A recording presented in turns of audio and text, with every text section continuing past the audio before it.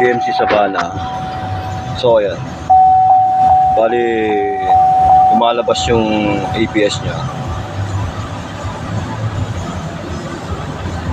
pagka mag-load ako ng mga aircon. So i-load ko yung ilaw, yan, lumalabas yung ABS. So pagka i-off ko, nawawala. So kung makikita sa data stream, bali undervolts yung voltahe nya. So ayan, so pagka pinatay ko yung aircon, magiging 13 volts siya. So ayan, on aircon. So ayan, 12 volts na naman siya. So tingnan ko sa battery voltage.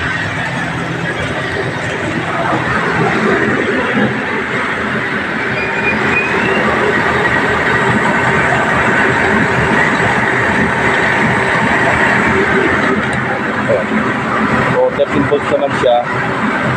So okay yung karga ng alternator. So pupunta tayo sa fuse box.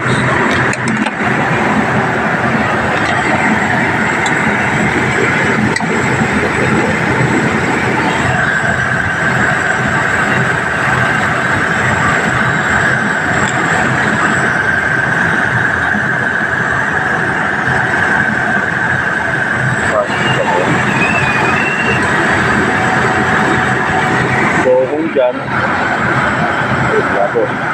sweater foot siya.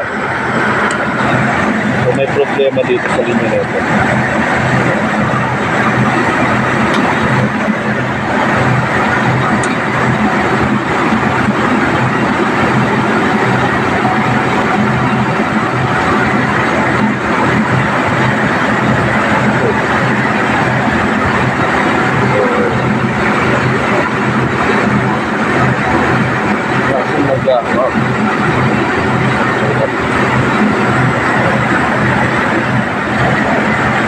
Undervolt siya, 12 volts. So undervolt to. Meron charging ng alternator. So sa alternator, so charging nya. So yun lang yun. So dapat yan 13 yan o 14. May problema dito sa ano nito, sa power supply.